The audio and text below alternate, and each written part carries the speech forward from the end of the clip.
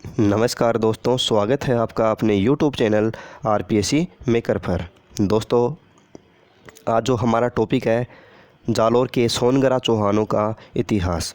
दोस्तों, इससे पहले वाले वीडियो में हमने जो रणथंभौर के चौहान हैं उनके इतिहास के बारे में चर्चा की थी। यदि दोस्तों अभी तक वो वीडियो आपने नहीं देखे हैं तो हमारी प्लेलिस्ट के अंदर जाके रणथंभौर के चौहानों के इतिहास के साथ साथ इससे पहले वाले जो भी वीडियो हैं, मेवाड़ का इतिहास, मारवाड़ का इतिहास, अजमेर के चौहान वंश हैं, रणथंभौर के चौहान वंश है, सभी आप हमारी जो प्लेलिस्ट है राजस्थान हिस्ट्री की, उसमें सभी वीडियो आपको वहाँ पर मिल जाएंगे और उनको आप देख सकते हैं, पढ़ सकते हैं। तो दोस्तों, वीडियो स्टार्ट करने से पहले आपसे रिक्वेस्ट है, यदि आप हमारे चैनल पे फर्स्ट बार विजिट कर रहे हो तो चैनल को सब्सक्राइब अवश्य करें, साथ ही बेल आइकन को ज़रूर प्रेस करें जिससे आपको हमारी वीडियोज़ के नए नए नोटिफिकेशन मिल सकें। तो दोस्तों, स्टार्ट करते हैं आज का अपना टॉपिक।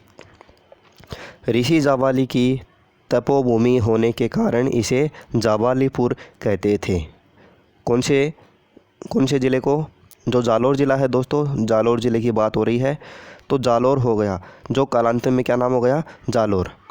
पहले क्या था कि जो ऋषि जाबाली थे, तो जाबाली की तपोभूमि थी कौन सी? जो जालोर। तो तपोभूमि होने के कारण तो इसका नाम कर दिया गया जाबालीपुर। लेकिन जो कालांतर है, समय के साथ इसका नाम क्या हो गया? जालोर हो गया। और अभी तक इसका नाम क्या है? जालोर ही है। और इसके बारे में दूसरी मान्यता यह है कि जाल वृक्षों की अधिकता होने के कारण इसे जालोर कहा गया। ठीक दोस्तों, तो फर्स्ट बात तो हमारी जाबाली ऋषि के कारण, और दूसरी है जाल वृक्षों की अधिकता होने के कारण इसे जालोर कहा गया। फिर है जालोर का किला। जालोर का किला, उसका क्या नाम है? सुवर्णगिरी। ठीक दोस्तों, सुवर्णगिरी सोनगिरी नामक पहाड़ियों पर स्थित होने के कारण यहाँ के शासक सोनगरा कहलाए, सोनगरा चौहान कहलाए। तो सोनगरा चौहान है वो कहाँ के थे? जालोर के। कहाँ के? जालोर के। ठीक दोस्तों, यहाँ पर देखो नोट में एक बात लिख रखी है। क्यों? जो सुवर्णगिरी है सोनार का किला, इसी का नाम है।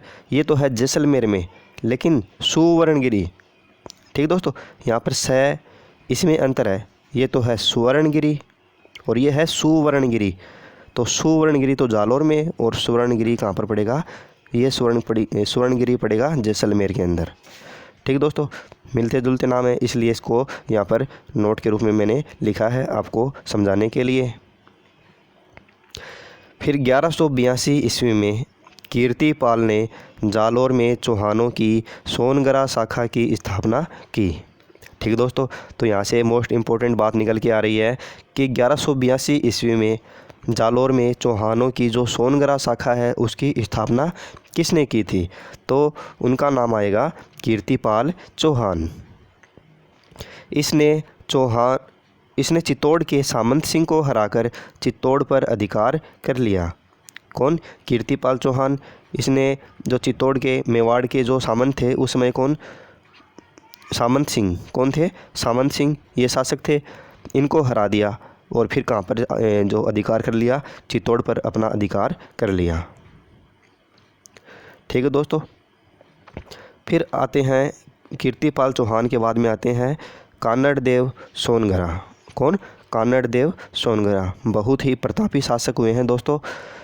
1308 ईस्वी में अलाउद्दीन ने जालोर की कुंजी सिवाना पर आक्रमण किया। जो दिल्ली के शासक थे उस समय 1308 ईस्वी में अलाउद्दीन खिलजी।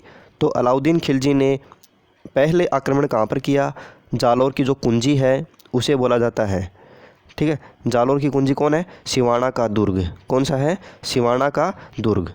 ये कहाँ पर पड़ता है दोस्तों? ये पड़ता है बाड़मेर में। बाड़मेर में पड़ता है सिवाना का दुर्ग। तो पहले आक्रमण किया था जालोर की कुंजी यानी सिवाना दुर्ग पर।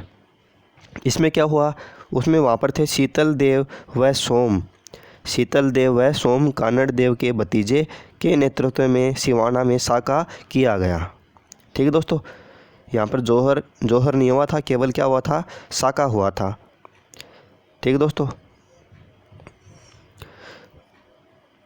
किसने किया था साका? शीतल देव व सोम। कौन थे ये? कानड़ दे के भतीजे थे। ठीक है, कानड़ दे के भतीजे थे के नेतृत्व में क्या किया गया? सिवाना में साका किया गया। जौहर इस समय नहीं हुआ था दोस्तों। यह सिवाना का पहला शासक था, पहला साका था। यह सिवाना का क्या था? पहला साका था। भावला सैनिक ने विश्वासघात किया। जो ये यहाँ पर साका हुआ किसके कारण हुआ? जो यहाँ पर भावला है, भावला पवार नामक एक सैनिक था, तो उसने क्या किया था? विश्वास किया था, यानी विश्वासघात किया था। यानी कि दरवाजे थे, जो किले हैं, किले के गुप्त दरवाजे उसने बता दिए थे, गुप्त रास्ते बता दिए थे। इस कारण उसके विश्वासघात के कारण यहाँ पर क्या हुआ? साका हुआ, यानी वहाँ पर उनकी पराजय हुई। किनकी? कानड़ देव भतीजे। कौन? शीतल देव व सोम। अलाउद्दीन ने सिवाना का नाम खैराबाद रखा। ठीक दोस्तों, अलाउद्दीन ने सिवाना का नाम क्या रखा? खैराबाद। और दोस्तों इससे पहले हमने पढ़ा था कि चित्तौड़गढ़ पर अधिकार किया था किसने? अलाउद्दीन खिलजी ने। तब चित्तौड़गढ़ दुर्ग का नाम क्या रखा था? दोस्तों ये क्वेश्चन मैं आपके लिए छोड़ रहा हूँ, आप इसका आंसर मुझे कमेंट बॉक्स में देना कि जब अलाउद्दीन खिलजी ने चित्तौड़गढ़ दुर्ग पर आक्रमण करके उस पर अधिकार किया था, तो चित्तौड़गढ़ दुर्ग का नाम क्या रखा था? ठीक है दोस्तों, इसका आंसर आपको कमेंट बॉक्स में देना है।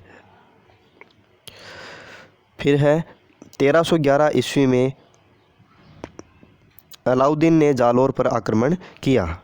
1308 में तो कहाँ पर किया था दोस्तों? 1308 में तो किया था यहाँ पर सिवाना दुर्ग में। और फिर 1311 में 3 सालों के बाद में अलाउद्दीन ने जालौर पर आक्रमण किया। इस युद्ध में अलाउद्दीन का सेनापति कमालुद्दीन गुर्ग था। ठीक दोस्तों, कमालुद्दीन गुर्ग था। दोस्तों ये भी क्वेश्चन बहुत बार पूछे जाते हैं कि जब अलाउद्दीन द्वारा जालौर पर आक्रमण किया गया तो उसके किस सेनापति के नेतृत्व में किया गया? तो कौन से सेनापति थे वो? कमालुद्दीन गुर्ग। तो दोस्तों यहाँ पर जो फैक्ट लिखे हैं वेरी वेरी इम्पोर्टेंट है, सभी के सभी फैक्ट। फिर है बीका दहिया नामक आदमी ने किले का रास्ता बताकर विश्वासघात किया। किसने? बीका दहिया। दोस्तों यह भी इम्पोर्टेंट है, यहाँ से भी क्वेश्चन बन सकता है कि जब जालौर पर अलाउद्दीन ने आक्रमण किया तो किस सैनिक ने वहाँ पर क्या किया था? विश्वासघात किया था। तो किसने किया था? बीका दहिया। और जब सिवाना पर आक्रमण किया था तब किसने किया था? बावला पंवार। अभी हमने ऊपर पढ़ा है।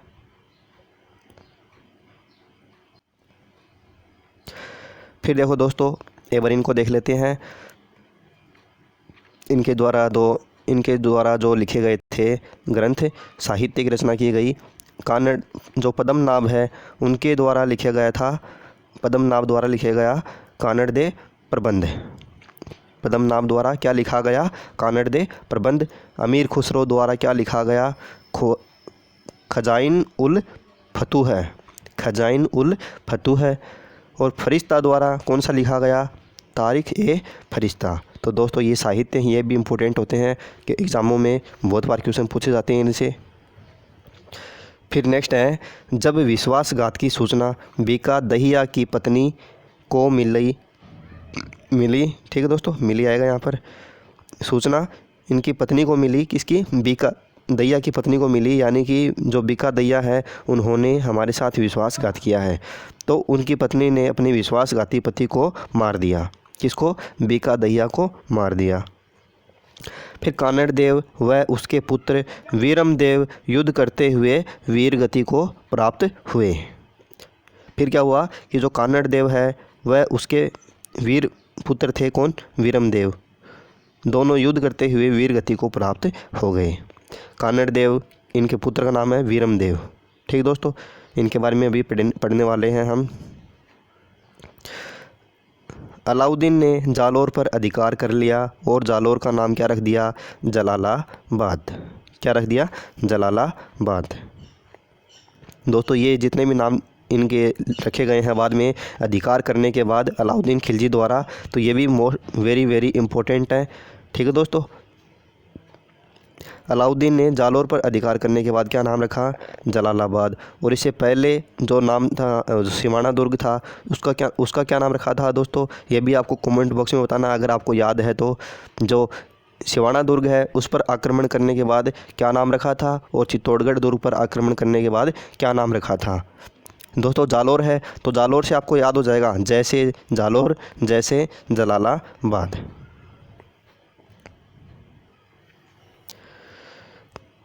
फिर है जालोर में अलाउद्दीन ने अलाई मस्जिद का निर्माण करवाया। जालोर में अलाउद्दीन ने कौन सी मस्जिद का निर्माण करवाया? अलाई मस्जिद का निर्माण करवाया। अलाउद्दीन की पुत्री फिरोज़ा, अलाउद्दीन की पुत्री थी कौन? फिरोज़ा। वो बीरमदेव कौन थे? अभी बताया मैंने आपको, कानड़ देव का पुत्र, से प्रेम करती थी। ठीक है दोस्तों, किससे प्रेम करती थी? बीरमदेव से। कौन? फिरोज़ा, अलाउद्दीन की जो पुत्री थी। फिर 1311 ईस्वी में युद्ध की जानकारी पद्मनाभ द्वारा रचित प्रसिद्ध ग्रंथ कानड़देव प्रबंध तथा बीरमदेव सोनगरारी बात से मिलती है। ठीक है दोस्तों, कहाँ से मिलती है? कानड़देव प्रबंध तथा बीरमदेव सोनगरारी बात। किसकी जानकारी? कि पद्मनाभ द्वारा रचित प्रसिद्ध ग्रंथ द्वारा मिलती है। किसकी जानकारी? 1311 में युद्ध हुआ था किस पर? जालोर पर। जालोर पर जो आक्रमण हुआ था उसकी। तो दोस्तों आज का जो हमारा ये टॉपिक है ये हमारा कंप्लीट होता है। तो दोस्तों मिलते हैं नेक्स्ट वीडियो में एक नए टॉपिक के साथ। तब तक के लिए जय हिंद, जय भारत।